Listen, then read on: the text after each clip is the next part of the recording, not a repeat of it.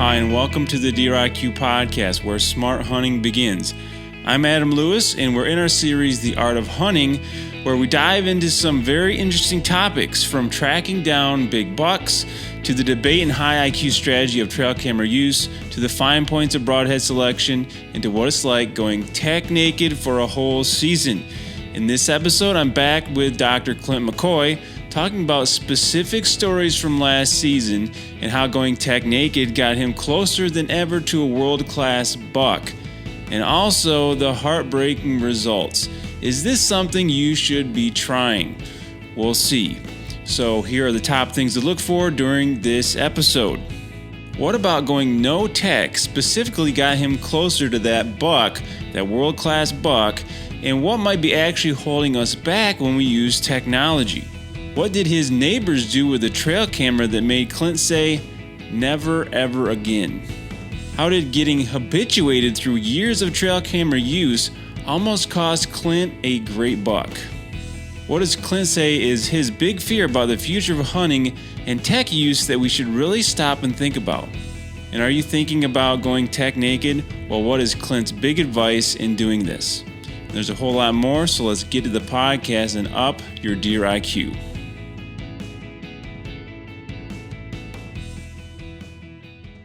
All right, I'm back here with Clint McCoy for part two. If you missed the first session we did, we talked about Clinton kind of did something different this year, which he went totally tech-free, which and the implications of that and what he learned from that, which is pretty interesting. In an age where we're going more and more toward tech to help us as hunters, he did the opposite and learned some pretty interesting things, some valuable lessons. And so definitely go back and check that out if you didn't listen to that. And we're going to continue that conversation today. Hear some stories about his season in particular, and then talk about the future of technology, kind of just discuss where is this going and how do we think it's going to affect hunting and hunters. So Clint, welcome back. Yeah, thanks for having me again, guys. Yeah, so, let's talk about your season. So you talked about how you did more. It forced you to be, I guess, more intimate with the whole process of hunting. Whereas if you're relying on things like trail cameras a ton, it can give you even false information or a feeling that you have more information or knowledge about deer than you actually do. And so when you scrap those, you had to get much more involved and I guess have an intimate knowledge. And I'd say my interpretation is it kind of added more fun to it, brought back kind of joy, I guess, a bit that maybe sometimes we don't realize that can kind of rob from us. The whole process part is part of it. And so I'm curious to hear about your stories from this year. So you said you shot a couple pretty nice bucks this year in Yeah. this process of going techless. So let's get into those. How did those stories play out, and also in relation to the techless part of you hunting them? Yeah, so I our season here in Illinois starts in October, and I found myself doing a lot less hunting in October than I normally do and did way more scouting, especially on evenings that I probably should have been in the woods. I was like in fence rows or in observation stands, really having to kind of real time it. Um So I definitely didn't get as much seat time in October as I normally do, but I had way fresher ideas about what to do in real time when I started hunting hard that last like 5 days or so of October. Um the I had a I had knowledge of like 4 different bucks. Thankfully, they were all within the same general area, and that way I wasn't spread out all over the place trying to observe here and observe there. I was very compact in, like, what I was working with and, picking a place apart. I had a I had an encounter the I wanna say it was the 2nd of November with an absolute slob, the one I was working with, a buck I'd called the Fridge. Um in the process of working with this deer, he's just a giant, framey, gnarly. Like he was a classic 10-point frame, but this year he got like screwball turkey foots on both of his G2s, and man, he was just a really big bodied deer. He's got a eye that's missing on one side. He's a total brute, right? And one of the things in the chase of this buck that reaffirmed my uh, like lack of use of trail cameras was in dialogue with a fellow hunter on the adjacent property that knows about it. Him and his cousin know about this deer, and they were talking to me, um, about whether was seeing anything, and I told him straight out. I'm like, hey, I've got a buck that I'm chasing that's got a like turkey foot point on his G2. And one of the guys says, "Oh yeah, we've got trail camera photos of this deer." And they send me one of their photos, and it's a photo of that buck they poached off of my social media account that I posted last year about him. They were trying to pass it off to me as their own. Uh, Like, and they they, weren't like screwing with me. It wasn't they forgot where they got it from. yeah, they weren't ribbing me. So Yeah. I was like, well, I'm never doing that again. Like, I'll never post another shooter until he's dead in the back of the truck ever Right. again.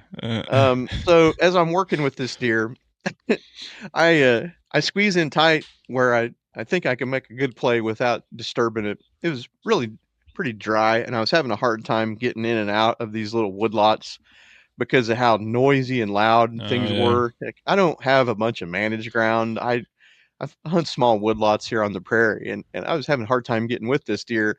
The 2nd of November, it's literally like my first day of like, rutcation's here, right? I'm on an inside corner facing the timber, and I can see two sections of field, uh, one on each side of me, and I'm wanting them to cut that corner in the timber. And here he comes. It's right at sundown, and I literally have to check I have to check my watch. Like, do I have legal? I have legal Mm, shooting light left, and I do, but it's barely. And as he's coming through, like he's got his head up, and he stops to make a scrape, and I'm like, I know it's gonna be dark when I get the bow back on him, and he gives me a 25-yard look. I get him stopped, and I go to squint that eye, and this is another thing that I'm working on for next year. I have eye dominance problems that shoot cross dominant, right? So I'm right hand strong, right hand weak, or right eye weak. I've been shooting my long guns left eyed for my whole life, mm, and I've always thought about making the switch to left handed archery.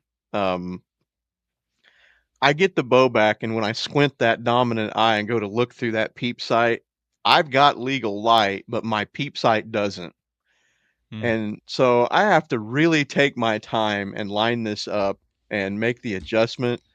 And I mean, seconds are going by, and he's looking right up there at me. I finally get the pin on him where I'm comfortable with it and light it.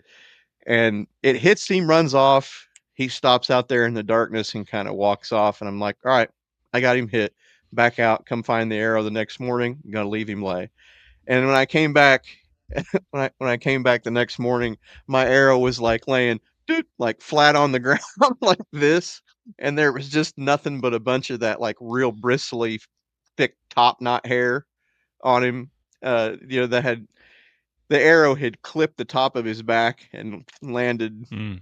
like 10 yards away from him. I didn't find the blood. I didn't find anything. I knew what I'd done. He In the time it took me to line that shot up, that big rascal, he definitely was pins and needles, and I just blew it, totally blew it. He was a Boone and Crockett deer and blew it. And I saw him 2 weeks later chasing a doe. I got within their bubble and almost got him killed the second time, but all he had was just a great big like mohawk slice right down the top of his back. It was in line. It was definitely it was about a foot above his chin ring though, so that sucked. But Well, you know, let me ask that's you this. So, in was part of your thing, and I know in different states are different. So, do they allow lighted pins down there, like sight pins in Illinois? I don't know. Uh, I don't know about back in the day, they didn't used to. That may have changed. They let crossbow guys use lighted reticles, so I don't know why it Okay. wouldn't. But when I've tried those, or I've had sights that had the little thing on them, I don't use them because it puts off such a glow that I feel like Glare. it's too much. Yeah. Yeah. I was Um. just So curious if that was part of your detox, is like no lighted pins or anything no, like that, I or don't no? use them Okay. anyway.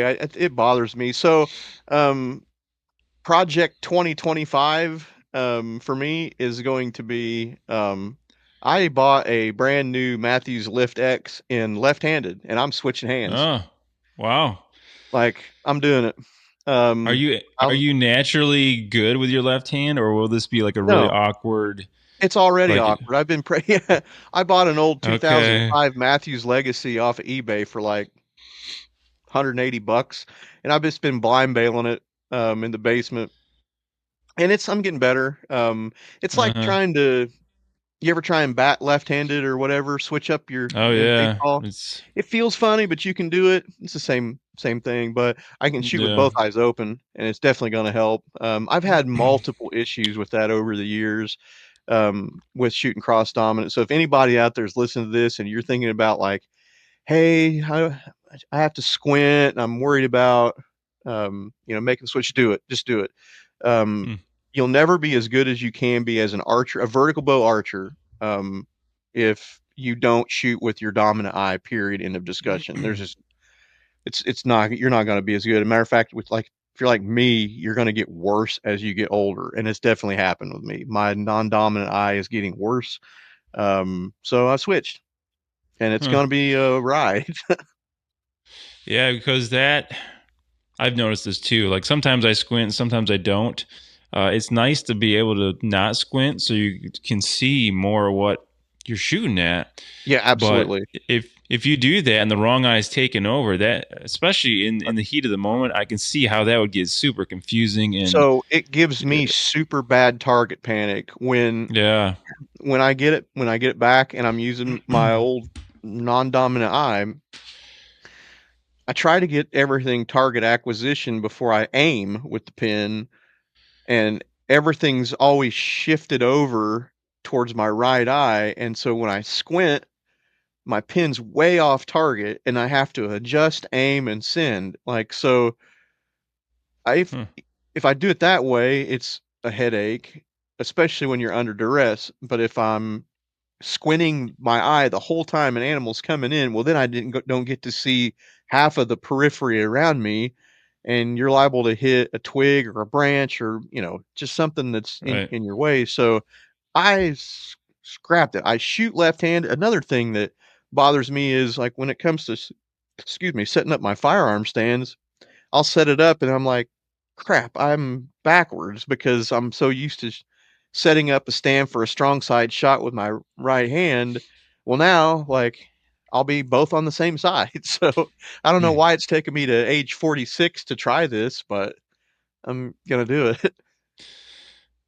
Interesting. Interesting. So let's keep going with the Yeah.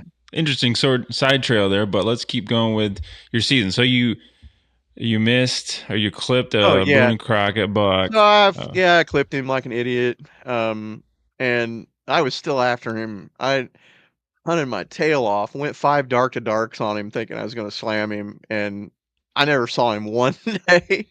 I never saw him one day during that 5-day sit, but I did see one that was total newcomer, didn't know anything about him, nice tall racked, like, almost his main beams almost touched in the middle, and I'm like, "Man, I always kind of wanted one of those on the wall," like, one you could just barely get your hand in between his main mhm. beams. I didn't have any knowledge of this deer at all, didn't care, and he comes in and gives me a 20-yard shot over a scrape, and I'm like, "Nah, he's not one of the 2 that I'm after," and I let him walk, and the further away he got from me, the bigger he looked, and when he got out there, like, outside of bow range, I was like, "Tommy boy, like, you idiot, like, I was so mad at myself for letting him walk, so then I went in there the next day and I killed him. Uh, Yeah, I went right back in there specifically for that deer, and he gave me a great look, and I whacked him. And he was I mean, he wasn't a 7-year-old that I had tons of history with. I think he's a good clean 4.5. He had a lot of tree shreddings in his brows, and he had that nice tight rack that come together in the front. I had that was so much fun. It was a really short-lived, like, "Hey, I like that deer. I wanna take him home with me," but only after the fact that I let him walk the first time. I'm like, "Why did I do that?" I just get so I was he's so habitual with target bucks and trail camera photos that I let a really good deer walk the Hmm. first time I had an encounter with him because of that, and it was I had to really like, I kicked myself all the way back to the truck, like, "Why did you like, you're out here, like, hunting semi-blind, hunting Right. real time, and you just let, you know, a a late 148, 155, somewhere around there, size deer slip? What are you doing?" I was really being Yeah. hard on myself that night, so, but I wound up taking him. The I had another, like, really terrible experience with a super booner that it's a buck that I'd been working with for, gosh, going on 3 years now. Um, I don't it was he was the focus of the season, this particular buck, and he has been for some time, and he's definitely would been my, like, my lifetime buck. Everybody talks about, "Oh, that's a buck of a lifetime." This deer had been it, and I botched a shot on him. I overshot him by about 6 inches. Um, Hmm. I was Is this the one? Not to reveal too much, but is this the one you sent me a picture of last year? Yes, Okay, yeah. man. So I've been working on him for a couple years, and normally when I get a buck that I put on the list, if I don't get him taken by the end of my first year working with him, there's something that I don't know about him that's limiting me. There's a factor that I have no clue about that Yeah. is limiting me in my pursuit. And this deer's it. He's always been kind of he does weird things every year. Like he shifts home ranges, and he sometimes he travels and sometimes he doesn't. But um, what I was having to do for him was hunt real time without trail cameras and cell cameras. I was having to hunt him real time, and that's when I got into that habit of doing a lot of um observation stands first. Um, I was getting a really good idea what he was doing in the very early part of November. He was coming out of some CRP and kind of walking along this really kind of grown up thick creek basin. It had one tiny little thin narrow trail to it, and every piece of scouting information I'd get from him suggested that this buck liked to travel. I call them subway bucks. They like to travel in a trough, whether it's across a field in a lower waterway or a creek bed that they like to travel through. He likes to take the subway, right? Um, so I got in there on him in a oak tree that I had to take two straps on I was using Dan Infalt's B stand at the time. Then I had to take two straps to get it around the base of this oak tree, and I was only 6 feet off the ground. And he gave me a, gosh, 20, uh, what I thought was 30 yards. He gave me a 25-yard shot at 6 feet off the ground, and I blew it. Like, I shot right over him, Oh and man, it that was the worst beating that I have ever taken.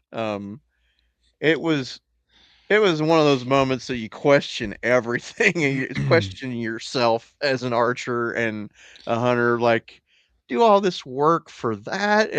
But at the end of the day, you got to learn to live with it. Um, I don't know whether he's still alive or not. Haven't seen hide nor hair of him. I definitely haven't heard anybody shooting him, and you would have heard. He's that big. yeah. Yeah, But this buck is incredible, world class buck. So yeah, I feel your pain for sure, man. um, That's but rough. no kidding. During this episode, and it's gonna sound like I'm giving a bunch of excuses. Um, I had a problem with this non-dominant eye again, and the peep sight. This time, the sun was it was coming in. It was like 2 o'clock in the afternoon. It was in a time where I didn't really expect him there in the middle of November, but I see him coming down this little subway trail for a long way, and I'm like, is he gonna give me a shot? I better get the bow ready. Like I didn't think I had a chance, and he just keeps getting closer and closer. And I'm like, man, I think he's gonna give me a look. And when I get everything situated and I get it back, the sun is coming in at like right over my shoulder. And if you've ever looked through a peep sight that's lit up like that, it was just nothing but white, like Mm. nothing but light. And I'm like, I an instant target panic. Um, and so I settle it down. I hadn't even stopped him yet. So I settle it down, and as he's continuing to move, I get into a shadow of a tree, and then I can see it. But it freaked me out, and I don't know whether it was nerves. I'm not gonna lie to you, I was nervous as hell. Um, but I definitely overshot him. I did not use a rangefinder on that hunt. That was the point in season where I'm like, I don't need it. Well, I probably could have stood to had it then. Yeah, good and bad of the going tech free, right? But here's Yeah, a question: do you think you would have got on him if you had been reliant on trail cameras like you had in the no, past? absolutely not. Absolutely not. No, I had him misfigured. Mm-hmm. So the again, this is like the third season we're working with this deer, and it's time to shoot him. Like he's a 6.5 or 7.5, right? Like Yeah. it's time to go. Um, the what I was doing with him last year and the season, what I was doing with him the two previous season during the heart of the rut when he's most vulnerable was I was way off. Mm. I was way off. Um, and now that I was way on, I couldn't shoot for a lick, and it cost me. So what do you do? Take your licks. Yeah. That's one thing that bothers me too about, like, you see these guys on everyone on social media and um, in TV shows and magazines and so on and so forth. You know the drill. Nobody ever shows you the beat downs that they get. You know, it's always the highlight reel. Everybody's always Right. showing you the best of the best. Um, I want to see content of guys that show me when they're getting their teeth kicked in, and I want to see when when they rally and make the changes that they need to become better. That's the type of stuff that I enjoy still as far as content goes. But that's another aside. Yeah. Yeah. Yeah, no, for sure. For sure. So, well, my condolences on that, Clint. That's rough. That's rough, but it happens to everybody. I had one this year. Real quick story, just to maybe make you feel better. But so I went out to Kansas this I year, need it. and all public land stuff. New area, so I didn't know any of the area at all. So I was scouting and hunting. I scouted a bunch, and this was after the rut. I went out there, so.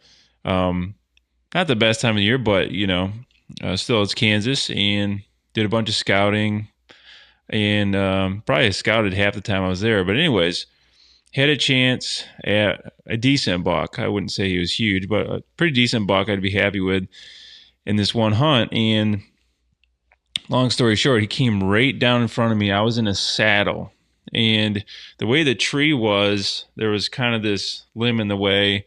Um, and you kind of have the strong side and the weak side, right? So I let him come from the weak side to the strong side. He was like 15 yards broadside, and I had a decoy out. I was kind of hunting over a CRP field. I had a decoy out over to my left on the strong side, but it was one of those two-dimensional decoys, right? It was a doe, because I was thinking, well, if something comes out a couple hundred yards down the way, it might get him close. But it was a two-dimensional decoy, right? Well, he comes in from the other side right in front of me, so I had to let him walk, through my center line and get to my left. And I draw, and I'm just as I'm grunting, he sees the thing for the first time, and it's like 5 yards from him, and he totally spooks and just jumps, and he jumps back to my right side, the weak side, and I'm at full draw on my strong side, We're and ambling. he just stands there and broadside, so I'm having to get over the tree or let down, and I'm starting to do that, and then he sees me. And so I'm stuck on the wrong side of the tree, and he's broadside 15 yards. And he wound up just walking off, and I could never get back on him. Uh, That's and that was my frustrating. best encounter. Yeah. So it's one of those things, right? But it was just like, man, if I would have been in a regular tree stand, I would have multiple shots at Oh, him, yeah. even after he spooked, So, sometimes things just go wrong. The decoy thing, the saddle, which I think they're good tools, but in that Oh, yeah. case, it didn't help me, right? Yeah. But anyways, well, I let's had a moment like that too this year where I had just so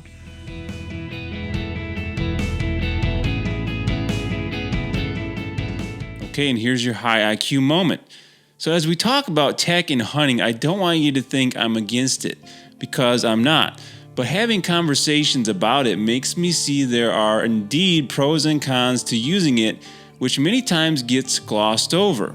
It's important to see it that way, and every decision you make in hunting, much like in life, has consequences tied to it that we must accept. For example, when I decide to focus on hunting in trees with stands and saddles, I'm automatically foregoing hunting areas that don't have them, which is where many times the deer actually are. Or when I decide to rely on an app to navigate in the woods, I'm in a bad place if my phone dies as I navigate out in the dark and have no other means. The list goes on, but the point being that we should weigh all these things the further we wade into using tech, both the good and the bad. That's high IQ and something to really think about. And if you're tired of having mediocre success on mature deer or feeling like you're guessing on what to do all the time, I invite you to join the Deer IQ Advanced Whitetail Workshop that's coming very soon. It's a 2-day event where we go in depth into proven strategies, specific mindsets you need, and I teach a 6-step system that I use to get 84% of my kills on bucks in the first hunt. Find out more and sign up below for this weekend experience, sure to shorten your learning curve and really give you the exact tools you need to make the difference. The Deer IQ Advanced Whitetail Workshop. Okay, now back to the podcast.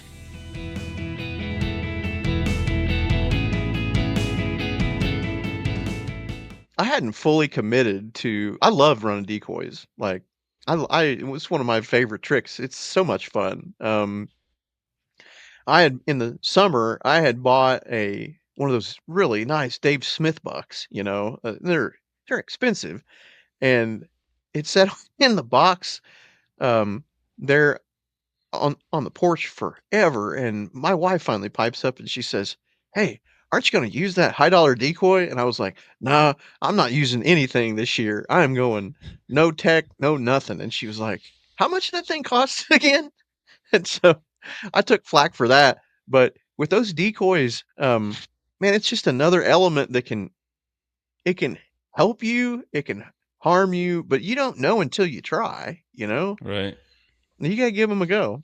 They are a lot of Yep. fun. Yeah, and you don't know up front how a deer is going to react or whatever. So, Gotta take anyways, your lumps like everybody. yeah. Um, so let's shift gears here a little bit and talk about tech in the future, right? And we don't know for sure about this stuff, but I'd like your opinion on some things here. So you've gone techless. Seems like things are going the opposite direction big time. So we have cell cams, and those are getting more advanced. Cell cams that are linked, so you have a network, in an Yeah, area. We have all the GPS apps, right? And those are getting more advanced, where the mapping features and all this, and yeah, actually uh, starting to predict, like tell you where and when to hunt, based on whatever data is being put in yeah. them, right?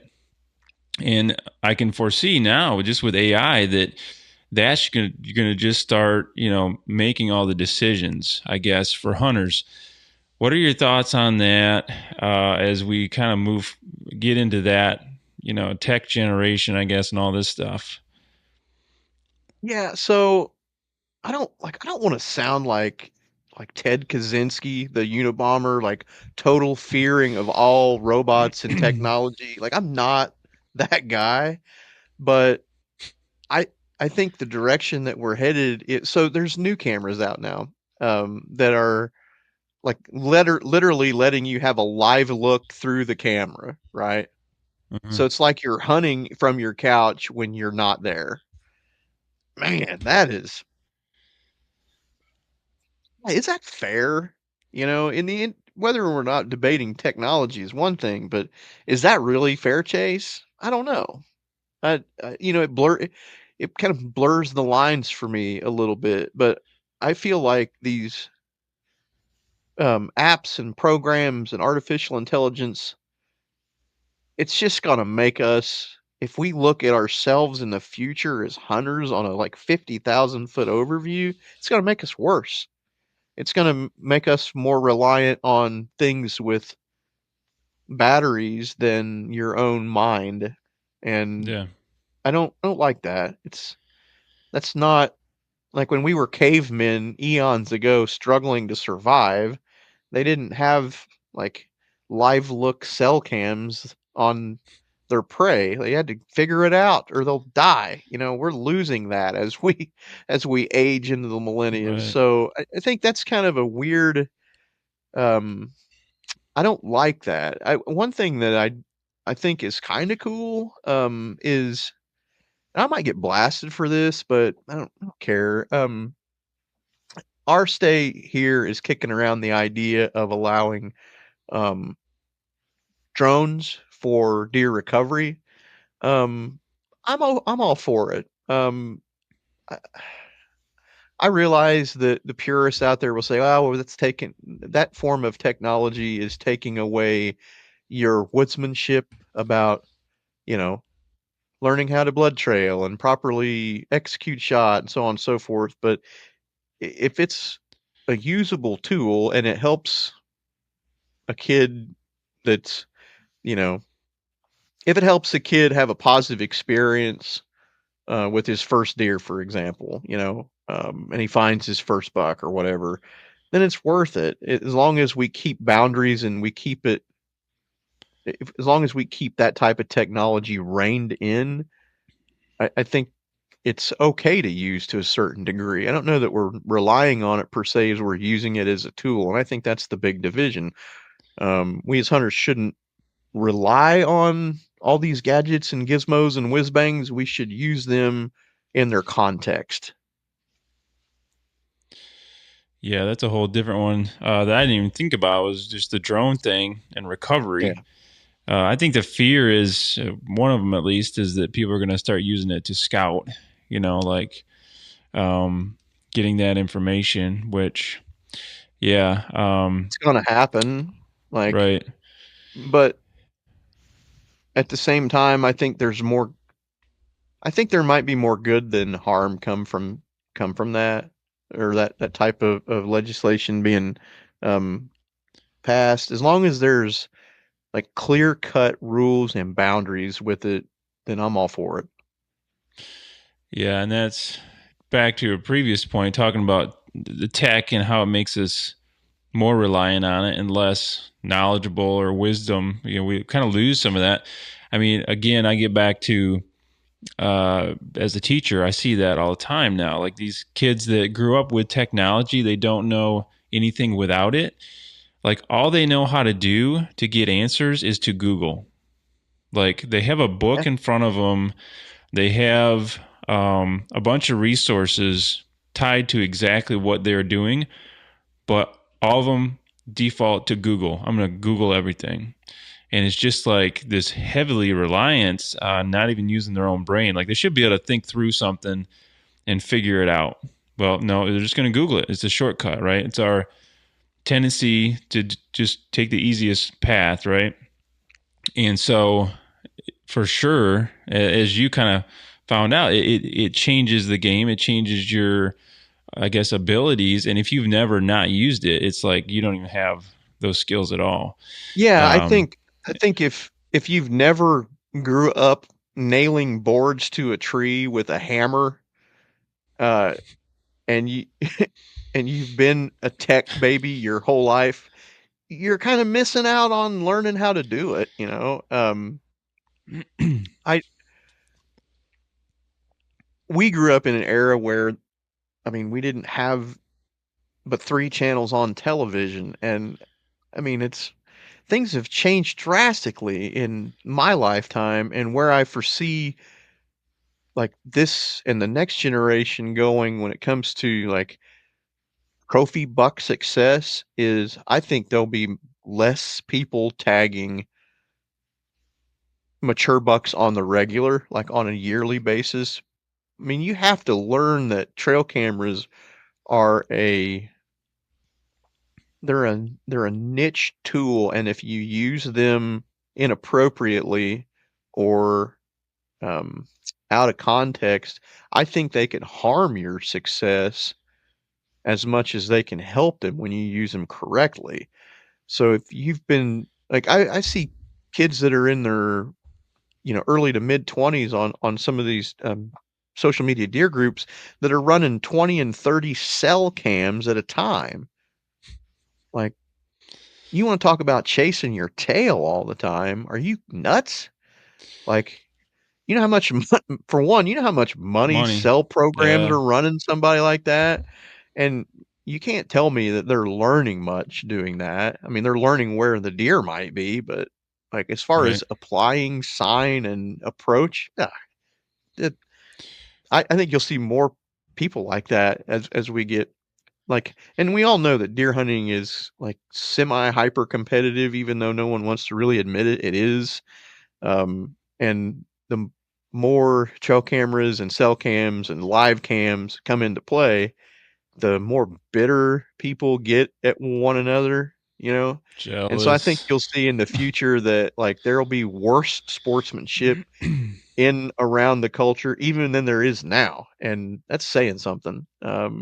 That needs to go. Yeah, it's something to be careful about because the natural tendency is with social media and all this stuff, the more we share all this stuff, the more we see it, the tendency is to get jealous. But if the tech's gone, you aren't seeing it, you aren't, you're more in your own bubble, right? You're more Yeah, in your own world of reality. Um, and I also question, like you said, this trend of, hey, I'm just going to use all this trail cam data, and that's all the decisions I'm going to make are based off that. Is, well, can you put that stuff together to make a data driven decision? Which I'm all for. I'm all about data, but can you make a decision with it? And that's where I think the AI is going to come in. People are going to become more reliant on this thing to tell them the decision to make instead of relying on their own brain. It's just like the Google thing. I'm just going to Google this and it's going to tell me the answer or tell me how to do this. And it's going to become the same thing. And it's just going to perpetuate itself instead of stepping back and realizing this thing's probably, I know things are getting better, but it's also dependent on the quality of information that is fed it, right? And the data that oh, is yeah, put in it by a person. So if you don't know what you're doing, that's you're feeding it bad information or whatever. You're going to get a bad outcome, bad advice or whatever it's giving you. And so, still, that woodsmanship thing is, I think, pretty important, and not relying too heavily on this stuff. We'll see where it goes, and we'll also see where states are, where they will limit it. Like you're saying, limit the drone thing, put guardrails on that. What yeah. about trail cameras and the AI part of it? Will there be guardrails on that too? Just from the whole, is this even fair? Is this fair chase anymore or not? Be interesting to see. Um, Yeah, so let any me la ask you a question. Yeah, so Yeah. how do you feel about, like, you hunt a lot more public than I do. Um, how do you feel about states, regulations, surrounding the use of trail cameras on public ground? I Like a think, lot of some yeah, places that's are interesting. pitching them. Yeah, yeah, yeah. So Iowa tried to do that and they backed up, but Kansas did do it this past year. Yeah, that's why So I that asked. that changed my hunting out there for sure. Uh, my take is that the reason behind it is what's important. So I think in Kansas they did it because people complained. They have a lot of walk-in access, which is private, but it's public basically, but it's privately owned, and people were complaining, so they were just trying to appease people with this apparent problem that they had, or I don't know if it really was a problem, but then they allowed on private. So I don't think that's a fair playing field, and I think it pushes people away from hunting in a, I guess, in an era where it's harder to get access to private. It's getting more expensive. You have more and more people having to hunt public. Now you're punishing people that hunt public, but you're favoring people that have private. So if my opinion is, if they're going to say, "Hey, this is getting uh, too too easy. If this is not fair chase, well, it needs to be across the board, like private and public. If you're going to outlaw them for that reason, if that reason is viable, if it's a real reason, then do it across the board. But just picking and choosing public versus not, I think there's a lot more things you could do to address the issue than just say, no, you can't, but on private, oh, it's totally okay. That's a good point. Like, did you find that it made your hunting more difficult out there? Um, a bit, yeah. I did a lot more scouting. It'd be easier to go around to a bunch of different spots and put out trail cameras, and then just keep checking them, right? So you had to go off, like you're saying, the visual, the on foot scouting stuff. Um, I'd say, yeah, it did make it tougher. Yeah, it's less efficient, I think, uh, in that regard. So, but I think it does add the aspect of, I'm just going to hunt and I have my criteria. I want to shoot a deer of this caliber. I might not ever know it exists until I shoot it, though, type thing. So I think it a li- you had tempered your expectations on this trip to a certain goal level because of Yeah, I'd stuff say like that. Yeah, a little bit. Yeah, yeah. I still had my standard of what I'd shoot and not, but yeah. you, yeah, you set different expectations, I think. Yeah. So, well, Clint, thanks for joining again. I don't know if we solved anything with the future, issues and things around technology and all that, but interesting stories. And if guys are, this is a very real thing that we're dealing with. We're seeing states make, decisions on these things. And if a guy is thinking about, moving away from tech, let's end here. What's your, I guess, your advice on use of tech here for the future, or I guess just any last minute thoughts on that? Well, with I, I don't think you have to I don't think you have to do it like I did. Don't my decision to lay all that stuff aside was just super personal, really to start with. It was just I didn't have a clear cut motive behind it. I